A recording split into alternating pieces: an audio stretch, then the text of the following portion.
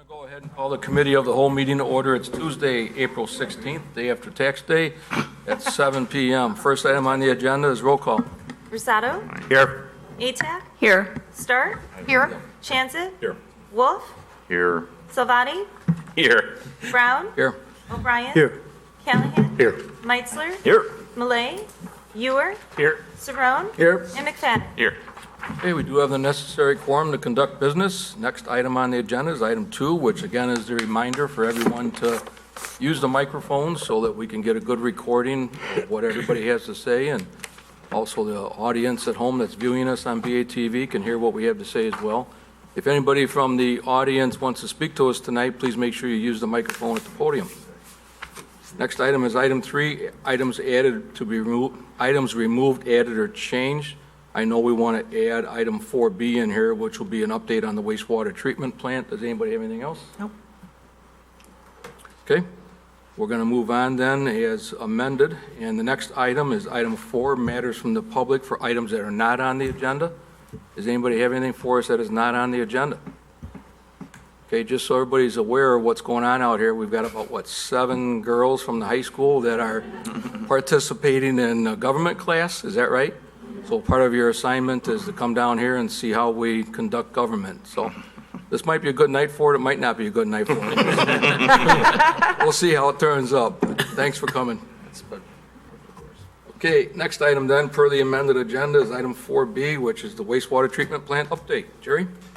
Alderman O'Brien, you want to start us out? Well, we'll let Jerry Ruth from Trotter Engineering take it from here. Okay.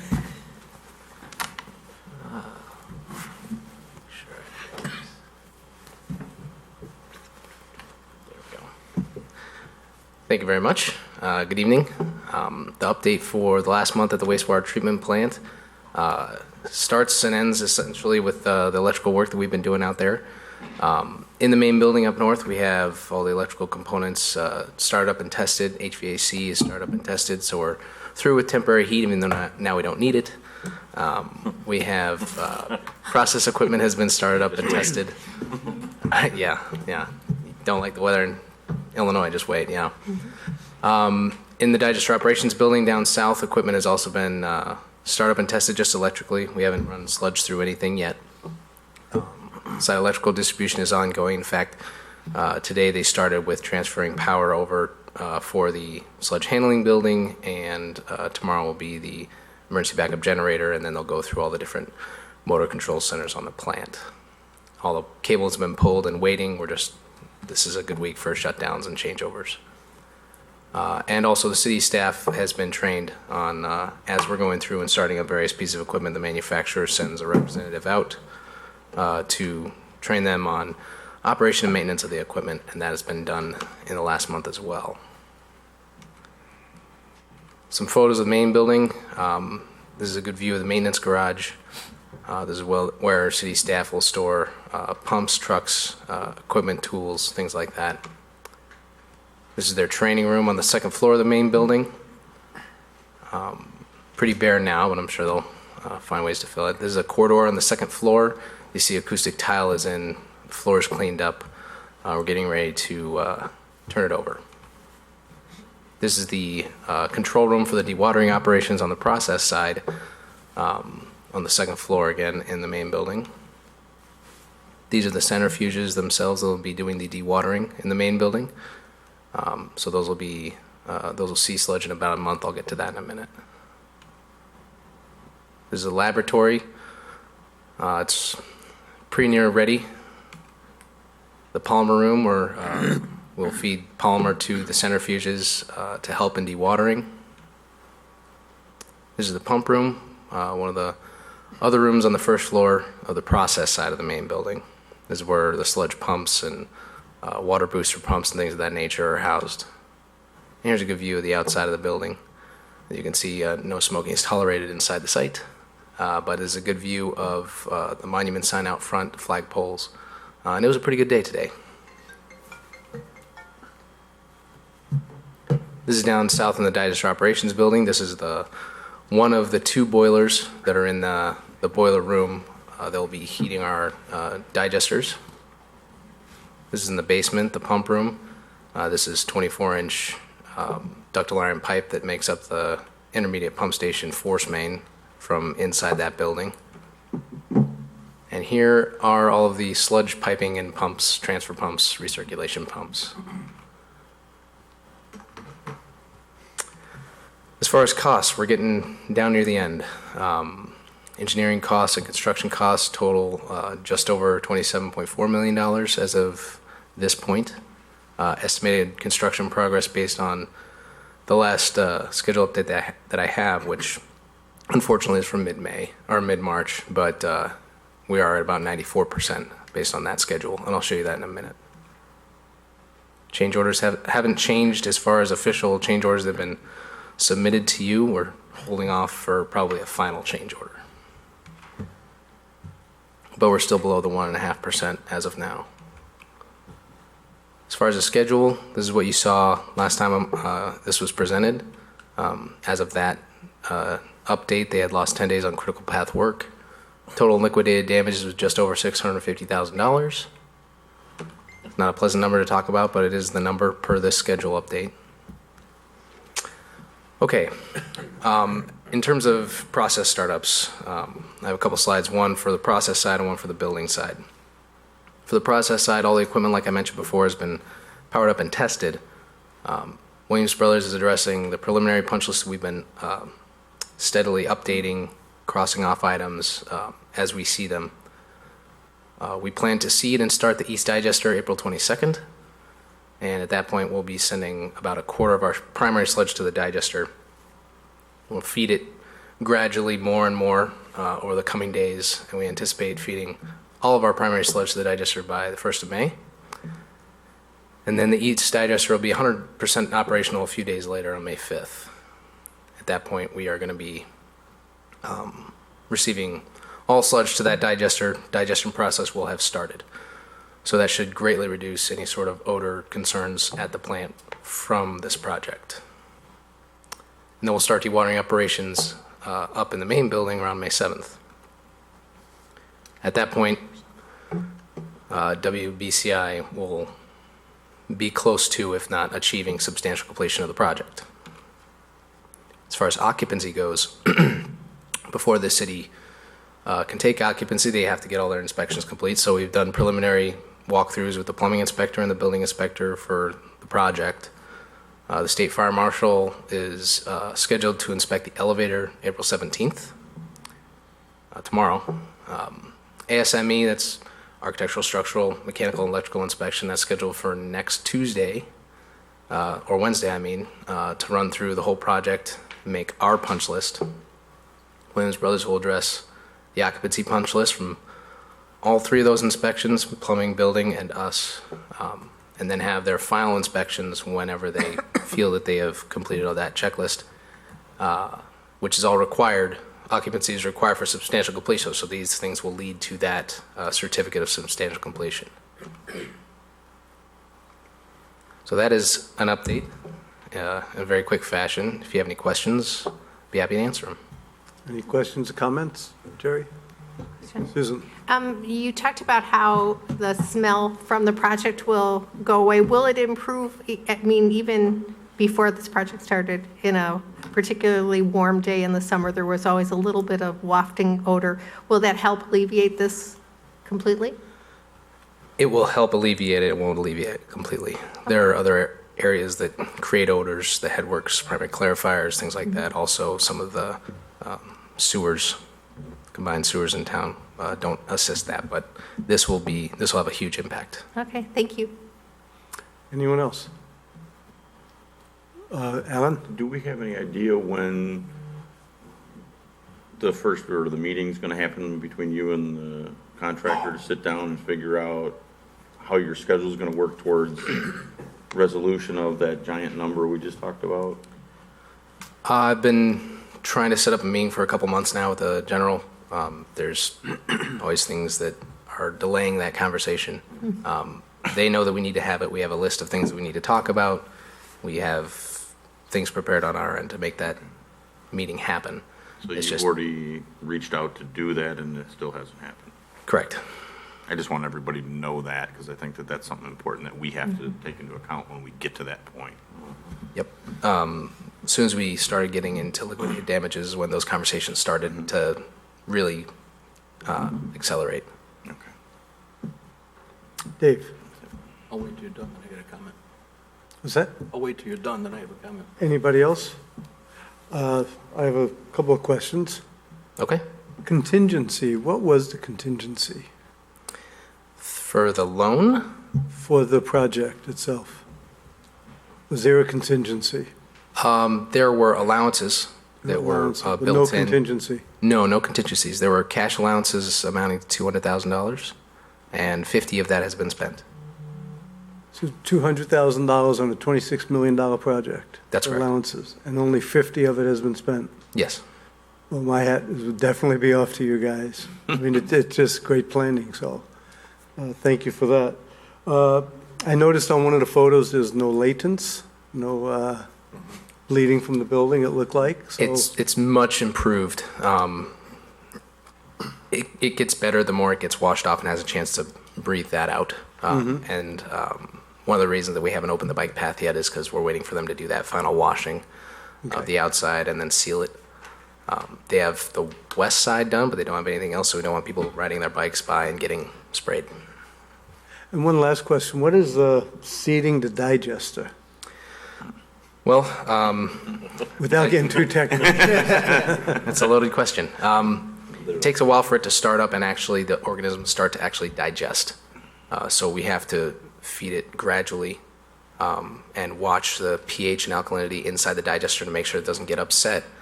Therefore, we would lose the sludge. We're getting sludge from a neighboring town brought in to seed a part of the digester and start that process going.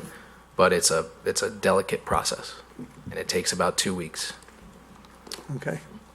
Well, that's it for me. Anybody else? That's it? Thank Dave? you, everybody. Yeah, Jerry, before you leave, for the benefit of the girls in the audience, what we're talking about here tonight is right straight south of here, down on Island Avenue South, or actually Shumway Avenue, is where our sewage treatment facility is at. And we're undergoing a very large improvement there. It's a 3-phase improvement, correct? Yes. And we're in phase 1, and we're going to be spending roughly $60 million. Do I remember that number right? And this is about $27 million out of that $60 million that we're going to spend for improvements on that facility for a couple different reasons. It's very old, it's worn out, it's tired, and we also have to bring it up to what the IEPA, Illinois Environmental Pollution Agency, is requiring us to do. So this has been a project that we've been working on now. Trotter, Jerry and Scott here are Trotter and Associates. There are consulting engineers that are overseeing that project to make sure that what is supposed to be done gets done, and it gets done properly. So they've been keeping a very watchful eye on this project, and been, as Alderman O'Brien just mentioned, they've been doing a great job of keeping the costs down and not letting it go over budget. One of the problems we've run into down there, if you watch us on TV here in the near future, there's going to be discussion at this level and at the council level probably. The project is far behind schedule. It's gone way past the time it was supposed to open up and be turned over to the city.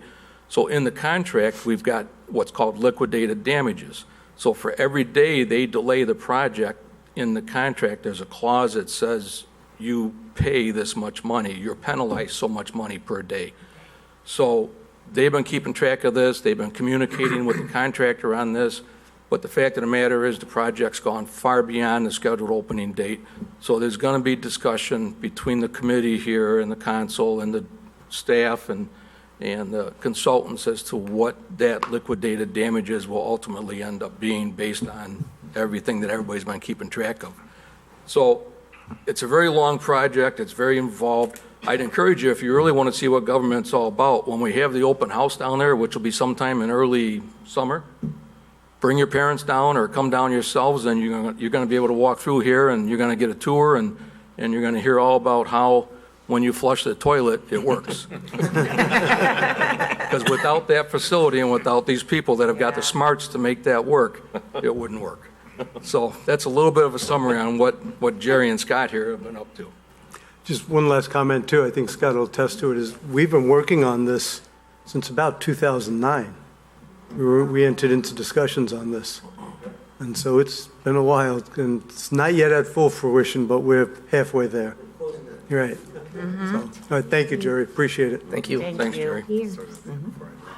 Okay, then we're going to move on to item 5, which is Resolution 19-056-R, renewing the Ride in Cane agreement. Laura, do you have that? Sure. Ride and Cane is a very valuable service to our residents. It provides public transportation to seniors and also to disabled individuals, allowing them to make it to things like medical appointments. It is in operation 24 hours a day and 365 days per year. And the current cash fare for people who ride is $4 for the first 10 miles of a trip and $1.50 per each additional mile that's over 10 miles. This is a partnership among many communities, Kane County, Pace Bus Service, and it is administered through the Association for Individual Development.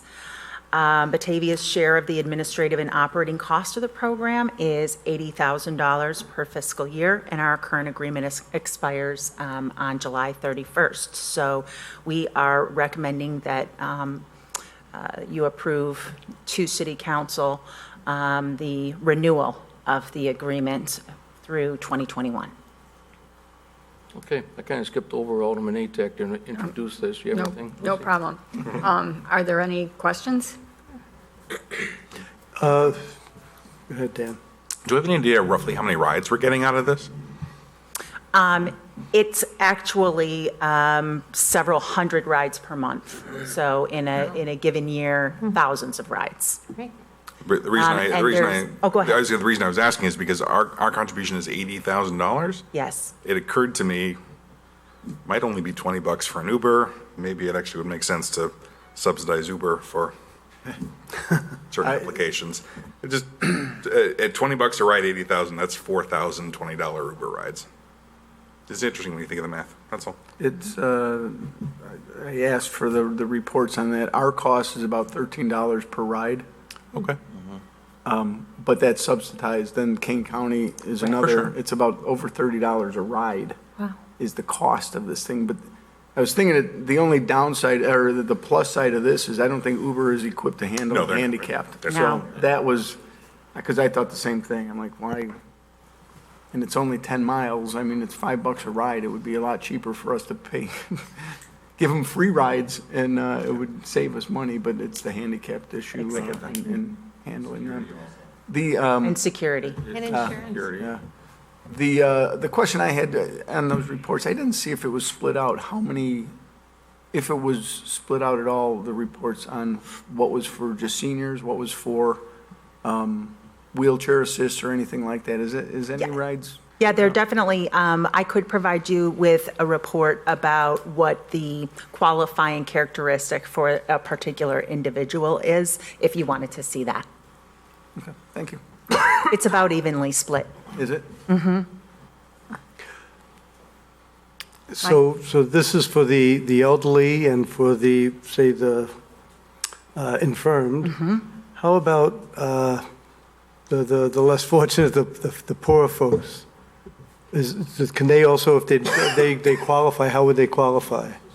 You know, I believe that the Pace Bus does have low-income fares. It's a separate program, though. It is a separate program? Yes. And how does that work?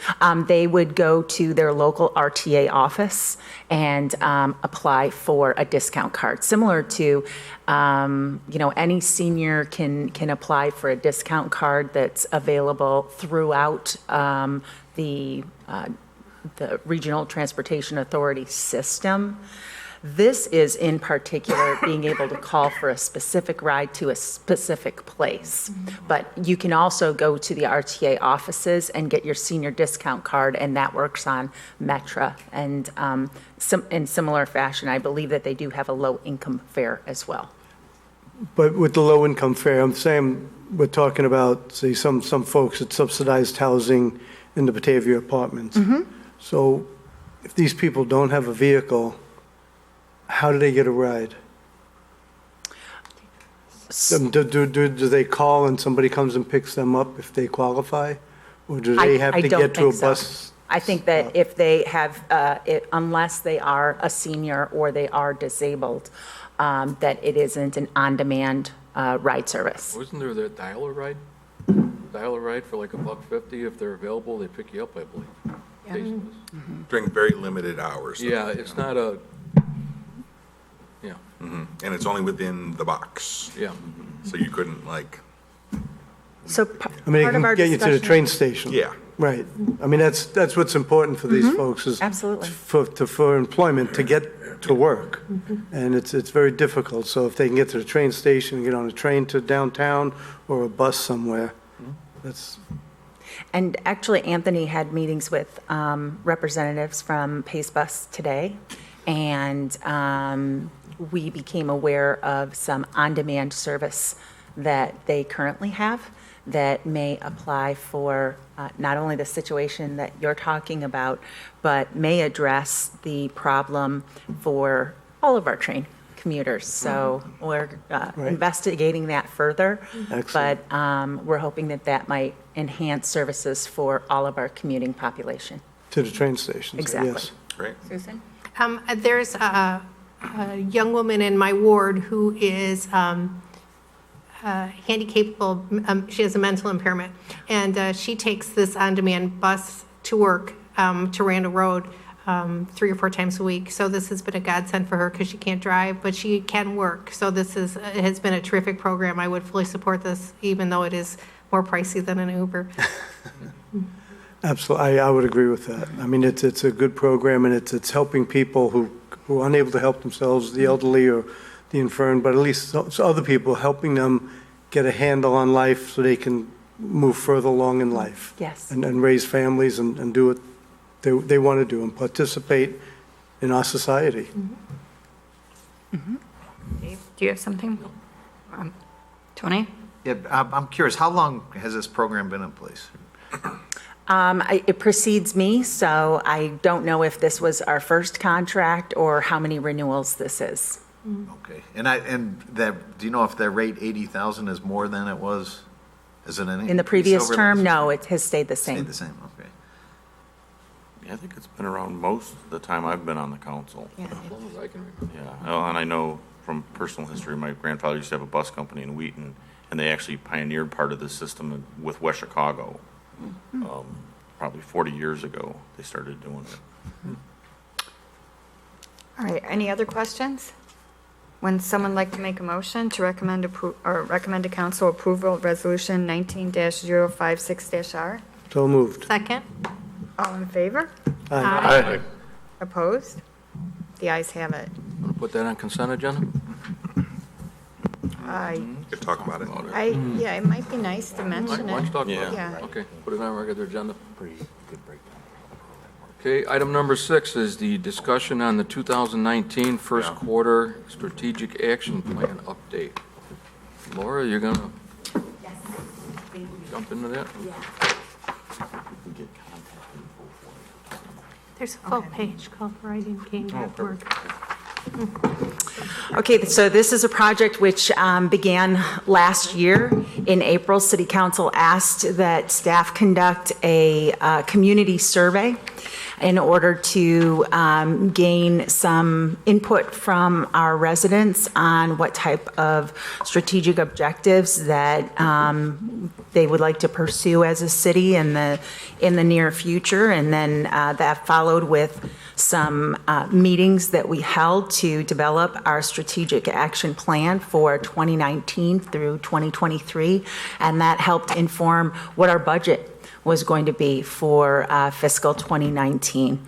And this is the first time we have an opportunity to make a quarterly report back to City Council on the things that we have been able to accomplish toward achieving the goals that are part of the strategic action plan. So thus the colossal spreadsheet. But I thought instead of just standing up here and reading through a colossal spreadsheet, that maybe I could just hit some of the highlights about where we are at on each one of these 10 projects. And so we have actually 3 objectives which are associated with transportation in our community. The first was to investigate the feasibility of a parking lot for train commuters. And so initially, what we're thinking is we'd like to bring together a group of commuters from each of the different wards within the city of Batavia, and about 20 to 30 people, and ask them their ideas on how feasible this would be for them, if it's something that they would use, that they have a need for. But in conjunction with that, we had discussed reaching out to PACE and then also reaching out to the rideshare services as part of that. As I mentioned previously, Anthony has made contact with PACE representatives, and they have some interesting potential alternatives to our original concept that we had, which was we're going to establish this parking lot where everyone is going to arrive and then take some other mode of transportation up to a train. But as Anthony discovered, PACE has some solutions that they have found to be very effective for easing the problem of having to find parking at our train stations. So we look forward to, in this next quarter, being able to investigate those ideas further. Something that kind of runs through all of this, we have a new tool that we're using in order to find grants that might be associated with different city projects that we have going on. It's available to us by virtue of our Illinois Municipal League membership, and it's free to members. It's called Grant Finder, and we were provided with one license. And so Anthony is the one who coordinates that for all of our different departments. But this would be an example, perfect example of one of our objectives for which we can keep an eye out for any potential grant funding that might be used toward a potential solution. Does anybody have any questions about this particular action plan item? Okay, I'll move on. So our second objective under transportation is a really huge one, which is the create a plan for a potential second bridge. With regard to this particular objective, we would like to have a strategic conversation with City Council in the mid-year, which would identify funding sources. We know approximately how much a bridge would cost. And I think it's important that with this and several other of the objectives, I'm hoping that sometime in June, we can sit down and take a look at those big ticket items and prioritize which, how soon we want to see those come to fruition. And then based upon that, what would be the method by which we would finance those things? Because there are many alternatives. Of course, we could start putting away a little bit each year to save up for a big project, or we could issue bonds, or we could issue debt, or there's just many alternatives, and that's where we definitely want to have Peggy Colby be brought into that conversation to help advise us on the best methods depending upon which particular objective we're talking about. Any questions about that one? Okay, I will move on. The third objective in transportation was something that we'd done a little bit of work on already in 2018, and that was to identify or enhance safe walking and biking routes to and through our downtown.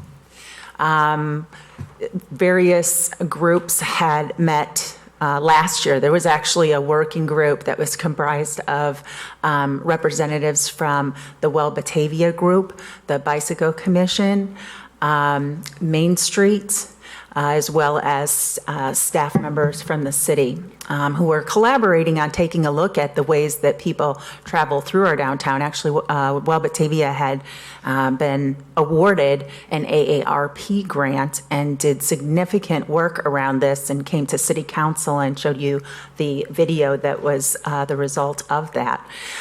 So based on that work that has already been done, we got together again on April 5th to restart the project. And now a workshop meeting is scheduled for April 29th, and that's to identify our current state of the pathways through our downtown and have discussions about the preferred state of pedestrian and bicycle traffic.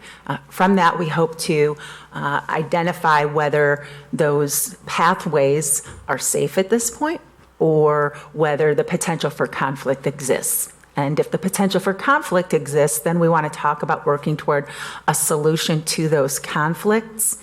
But in addition to all of that, one of the things that we want to accomplish as part of this project is wayfinding signage that will not only provide information, but hope to be an economic development tool for our downtown as well, to help direct people toward the terrific businesses and opportunities for shopping and dining and entertainment that we have in our downtown area. Hey, Laura, what time Yes. is that workshop meeting? The meeting on the 29th is at, it's at 2 or 3? 2 o'clock. 2 o'clock? 2 o'clock on the 29th. It is at 2 o'clock on April 29th. Okay. Hey, Laura, would you mind, before we go any further? Sure. For the benefit of the girls that are Yes. here from the high school, could you explain to them why we've got this nice spreadsheet? This whole thing? What this discussion is all about? Sure. So, as you're probably familiar with, various organizations will develop a strategic action plan, right? And it's meant to guide your decisions that you make on a day-to-day basis and also help you to formulate a budget. So the city has the day-to-day work that we do all of the time, but at the same time, there's this vision that the city council has established for a future state for our city. And the strategic action plan is meant to plot all the steps along the way that we need to take to make sure that in the future we end up where we've planned to be.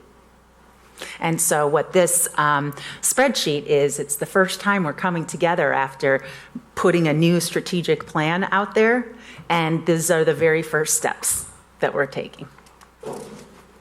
Thank you. Sure.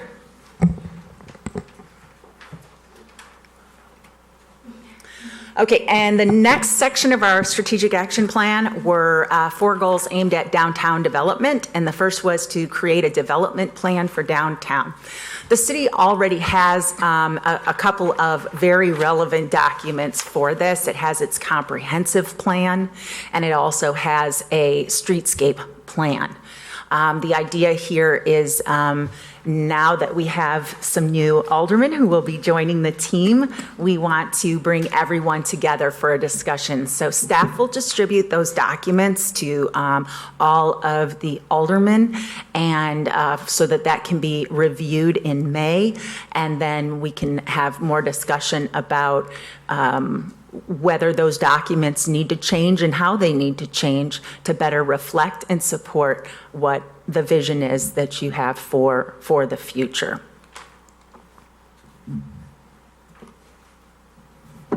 The second downtown development objective was to review and revise the development incentives and policies. One of the things that was done in the first quarter was the development of the Gateway Improvement Program, which has recently been approved by City Council.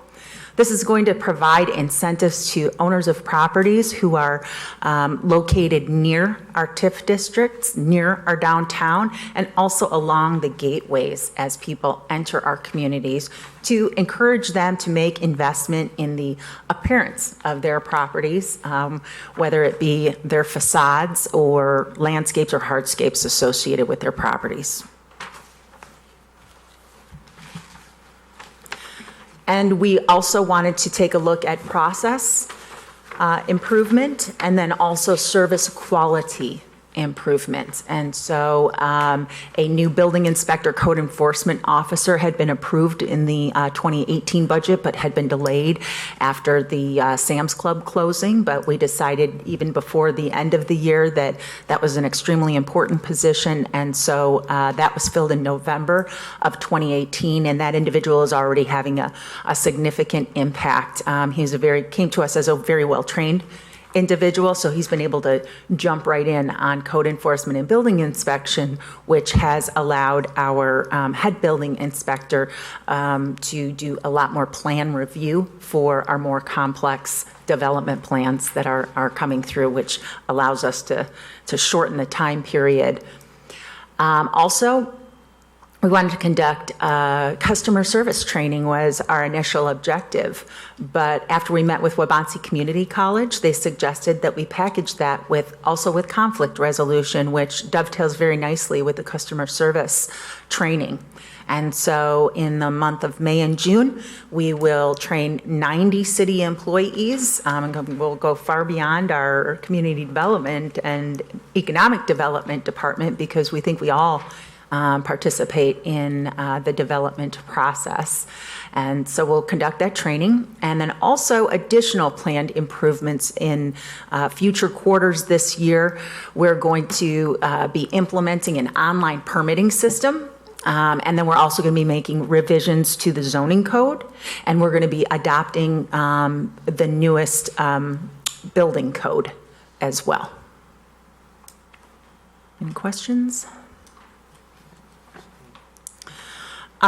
We had as an objective to increase the availability of public parking spaces downtown. And so as an initial step, community development is making some maps of the availability of parking in our downtown area so that we will have those as the basis for our future conversations. The river, that is not our river in the picture. Some might recognize it as San Antonio, Texas, where they have created some very interesting entertainment districts and fun things to do even on the water there. So just sort of an aspirational picture. We want to create a master plan for future development of the riverfront, and we want to collaborate and coordinate our efforts with the Batavia Park District. Our neighbors to the north, St. Charles, are quite a way further along in a very similar project, and we think that there's things to be learned there, and we've contacted and reached out to them, and they are more than happy to sit down and share with us what their path has been and maybe some things that they learned along the way.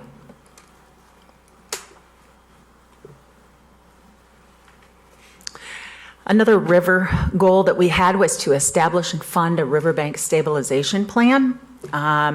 This should be a strategic discussion with City Council as we talk about funding all of our infrastructure. So we think that this objective may actually move down to the next, which is talking about how we will fund our infrastructure in the future, its maintenance, and at points its replacement. And so all public works divisions right now are currently compiling a list of the different infrastructure capital improvements that are needed for the next 20 years. And so mid-year, when we have that discussion about task prioritization and funding, we will have a master spreadsheet prepared for you so that you can see what funding will be needed in the future. And that is our last goal. But the last slide that I put up there is just food for thought for our June strategic planning review meeting. There are several large projects or potential large projects, depending upon what ultimately we decide the solution is, for Second Bridge, downtown parking, dam removal and saving the depot pond, commuter lot, infrastructure, and other riverfront development. And of course, all of that costs money, so we'll talk about revenue sources and timing and prioritization. And that's all I have, unless you have any questions for me. Questions? How does San Antonio do their Riverwalk? How did they afford that? Oh, my God. How did they afford that, San Antonio, their Riverwalk? I'm not sure. How does anybody, ideas that they might have on that? It's a significantly larger city than the city of Batavia, so certainly their budget is much larger. I think that they also have a lot more commercial activity, given that they are a tourist destination. Anybody else? Lucy? This is wonderful. Great. It's really great. One of the best things, I think, is the infrastructure spreadsheet. That's really exciting. One of the things I have in the back of my mind, when we started this whole process, we talked about hiring a consultant. I mean, what we've done and what you've led the council to do with strategic planning is really fantastic. But one of the consultants that we talked to was called iFuture, and they took a lot of data, they did a lot of projections about what's going to happen in the future and what are the trends, things beyond, I think, our capabilities as a city. They provided information, and it would be nice sometime if we could get that sort of data incorporated into this planning process. I mean, this has been fantastic with what we've had, but do you remember talking to them? Yes, and I think what you're talking about are things like climate change and things that are really. And things, how does Amazon impact Right. the retail sector? And what's going to be the impact of electric cars? And is there going to be more bikeability? Will we need a second bridge? You know, things like that I think would be helpful in making some major decisions. Anyone else? So ladies, besides what our city administrator has already explained to you on what we're doing here, I just want to elaborate on that a little bit. This is something that I'll give the credit to Alderman Atack for kind of really pushing for quite some time to get the strategic plan updated that we have. It's a recognized document by the city of Batavia, and it's, as our administrator mentioned, it's guidance for us at this point. We had many meetings, many of hours put into the thought process of this strategic plan to kind of narrow it down to something that could be a realistic goal over the next 5, 10, 20 years, or even further beyond that. And that was all decided with the help of our department heads, our city administrator, the mayor, and the city council members. And out of all those meetings came this plan. So what our city administrator has been charged to do is take this plan now and make sure that we follow through with it. Not just put it on the shelf someplace and say, well, if we ever have time, we'll look back at it again. She's been charged, I think it was your idea to charge you with that, to make sure that we do follow through with it, that we didn't waste all of our time on all those meetings to come up with our goals as a city council.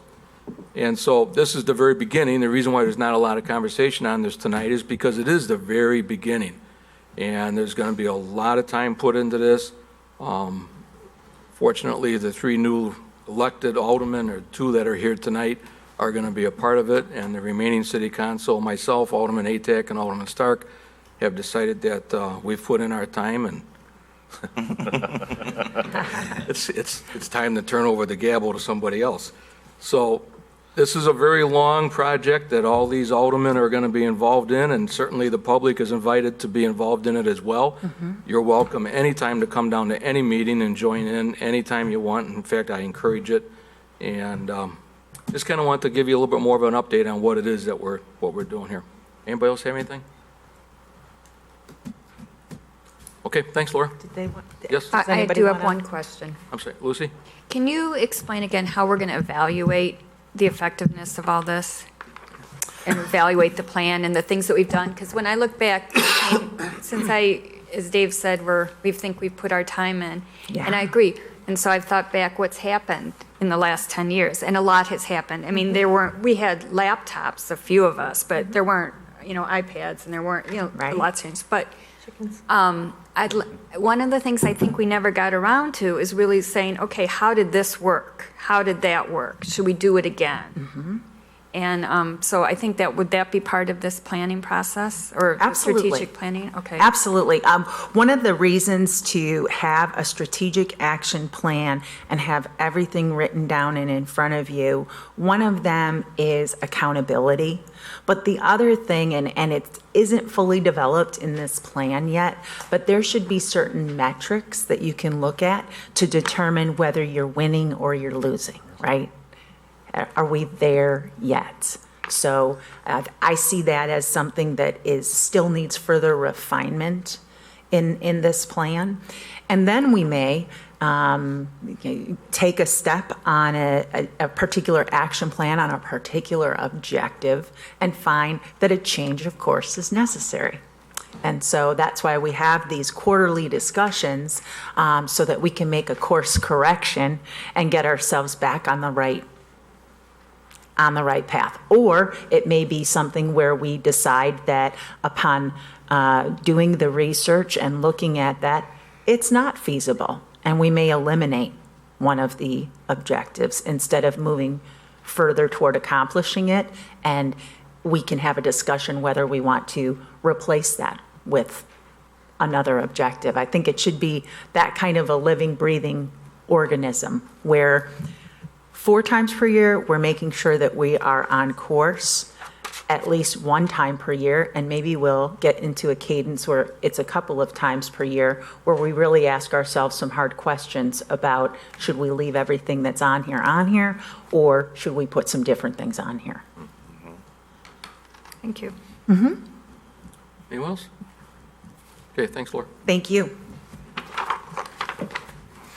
Next item then is item number 7, which is project status. And Laura, do you have anything new for us on the project status?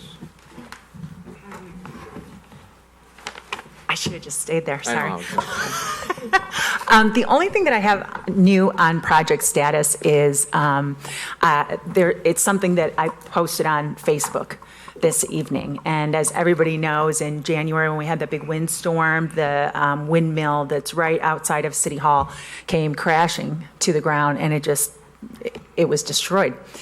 And John Dillon, who is a former employee and now continues to be a contractor for us, has always been the kind of top steward of our windmill collection. And he has done a great job of pulling together both an expert contractor from Nebraska, as well as several members of the community who he knows have the aptitude to be able to work on and recreate, really. I mean, it's just pieces of wood that are coming in that are being cut into becoming that windmill again, and through the guidance of this consultant. But it's really a great project that they're working on, and it's so much more than just fixing a windmill.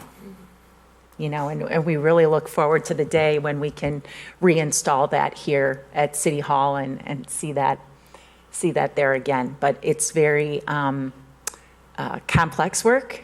It's extremely time consuming, and you have to be very careful. And so I just wanted to say thank you to all of the individuals who are helping with that project. As long as we're talking about windmills, you want to update everybody on what we're doing with the windmill island down here?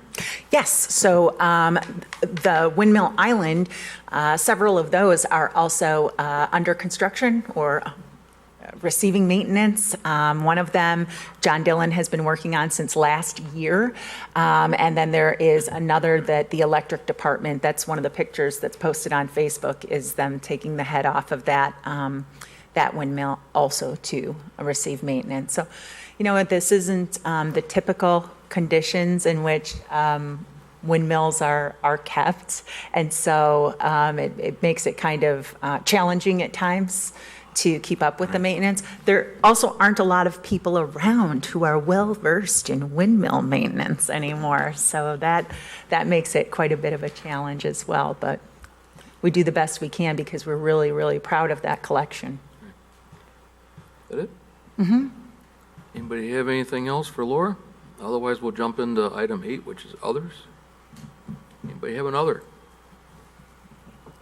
Okay, again, for the ladies in the audience, item 8 for others is a time where if anybody on the city council has got something that they'd like to bring up, or anybody on the committee rather has got something they'd like to bring up for us all to take consideration on or think about or have discussion on, that's a good time for that to happen so it's out in the public when they do bring it up.